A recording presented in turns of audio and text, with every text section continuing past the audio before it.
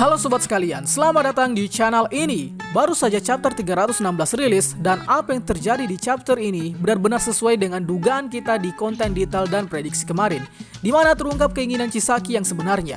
Lalu ada kelanjutan nasib Nagan yang sebelumnya meledak, dan ada penggerebekan langsung di markas All For One, serta masih banyak lagi yang akan kita review. Untuk itu sebaiknya kalian baca dulu manganya karena konten ini full spoiler. Tapi sebelum lanjut, subscribe channel ini biar admin makin semangat buat kontennya. Dan mari kita mulai. Datangnya bala bantuan. Chapter langsung dibuka dengan panel lanjutan dari chapter 315 kemarin, di mana pada awal chapter kita diperlihatkan Hawks yang datang langsung menolong Nagan. Ternyata Hawks diikuti oleh yang lainnya seperti Endeavor dan Best Jeans. Di sini Endeavor menjelaskan keterlambatannya pada saat Deku bertarung dengan Nagan, yaitu karena kondisi yang sedang hujan. Sebenarnya Endeavor di sini dapat datang dengan cepat, namun karena kelemahan quirk-nya yaitu air dan bertepatan dengan hujan, jadi ya pergerakannya menjadi lamban dan harus terus memaksa quirk apinya untuk terus berkobar. Di sisi lain, Hawks yang berhasil menangkap Lady Nagan akhirnya terjatuh karena quirk sayapnya masih dalam proses pemulihan. Setelah sebelumnya, sayapnya ini dibakar sampai gosong oleh Dabi di arc peperangan yang lalu. Alhasil, kita dapat melihat Hawks di sini jadi tak dapat terbang. Tapi untungnya Deku dapat menangkap Hawks dengan Black Whip. Meskipun saat ini juga Deku sudah mulai kelelahan akibat pemakaian Fajin sebelumnya. Nagan masih hidup. Setelah berhasil menangkap Hawks, Deku kemudian membeberkan fakta ke Hawks bahwa Nagan telah diberi quirk oleh All For One sebelumnya. Dan Deku juga bilang bahwa bersamaan dengan transfer quirk, All For One juga menanamkan peledak dalam quirk yang akan ditransfer ke tubuh Nagan. Oke, ini sejalan dengan teori kita kemarin, di mana Nagan secara bersamaan memang telah disusupi bahan peledak, yang termasuk dalam kesepakatan kerjasama antara Nagan dan All For One. Namun lebih spesifiknya lagi, Deku menjelaskan di sini bahwa jebakan tersebut disisipi dalam quirk, sehingga ini menjadi suatu petunjuk bahwa insiden ledakan kemarin kemungkinan besar disebabkan oleh quirk All For One, yang admin duga sebagai bom waktu. Seperti biasa, di konten detail akan kita rincikan semuanya.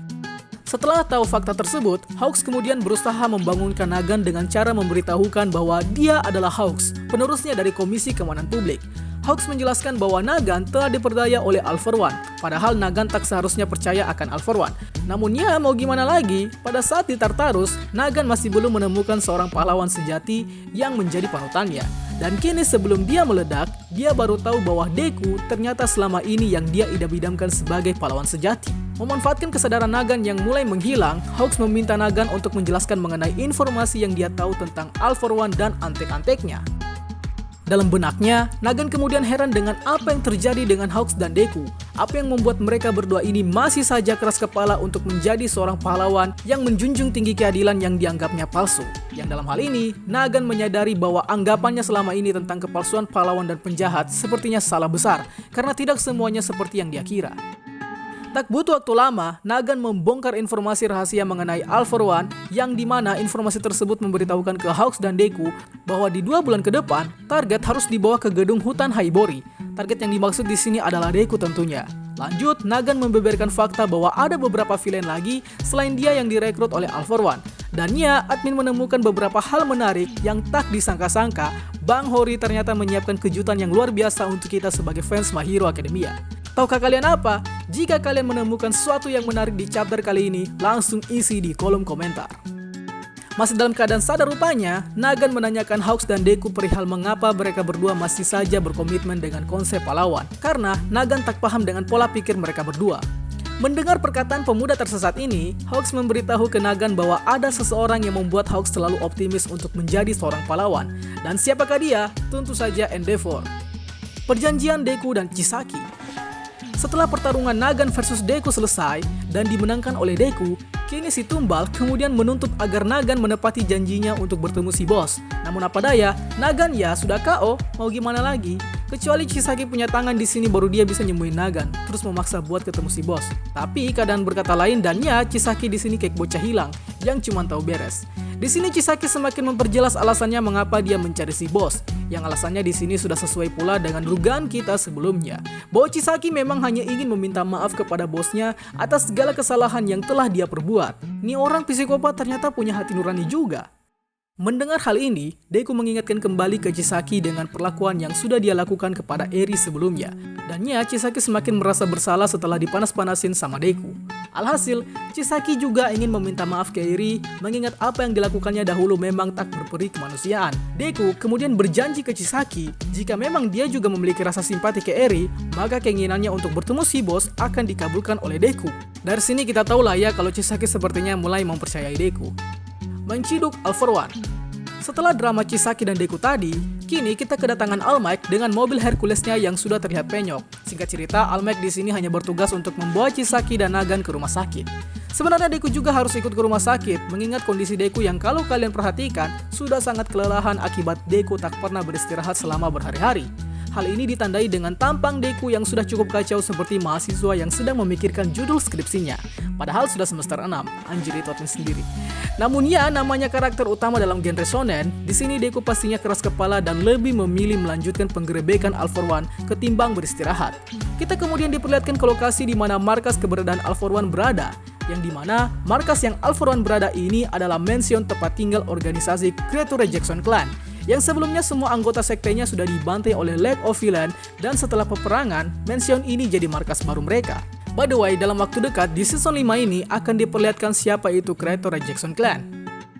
Di penggerebekan ini, kita diperlihatkan beberapa tambahan hero yang tidak lain adalah aliansi The Larkers, antara lain seperti Edge Sword, Mountain Lady, dan Kamui Woods yang sempat digosipkan mati gosong, namun ternyata masih hidup.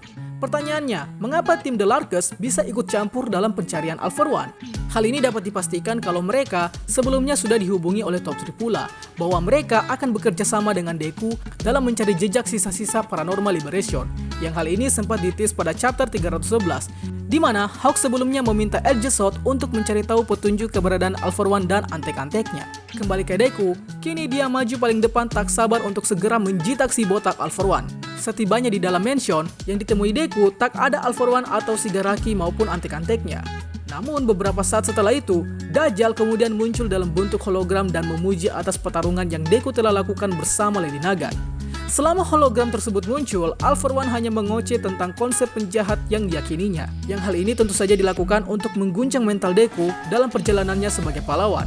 All For One juga di sini menyinggung idealisme seperti demokrasi dan diktator. All For One menjelaskan bahwa saat seseorang mengambil jalan yang beresiko, semakin dia melawan, semakin hancur pula semangat yang dia genggam. All For One mengungkapkan ke Deku bahwa dia selalu memikirkan Deku selama di penjara, yang hal ini membuat dia tak peduli lagi dengan All Might. Chapter 316 ditutup dengan All For One yang menunjuk ke Deku bahwa dia adalah penerus yang selanjutnya, dan kemudian mansion meledak seketika. Kita tak tahu bagaimana nasib semua hero yang ikut berada di dalam mansion, namun yang namanya tokoh utama ya pasti selamat sih. Akan tetapi, terus terang, yang dimaksud All For One pada saat menunjuk ke Deku bahwa dialah penerus selanjutnya, menurut admin cukup ambigu. Yang dimaksud All For One selanjutnya dalam hal apa dulu nih? Jangan bilang kalau All For One bakal memanfaatkan Deku sebagai pionnya dalam menguasai dunia. Berhubung pada saat di chapter 297, ada monolog All For One yang mengatakan seperti ini. Ini adalah kisah anjir.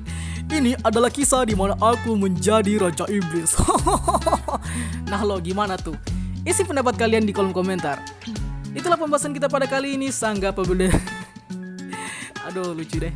Itulah pembahasan kita pada kali ini. Sangga apabila ada yang kurang, request juga di kolom komentar untuk pembahasan selanjutnya. Dan akhir kata, see you next time.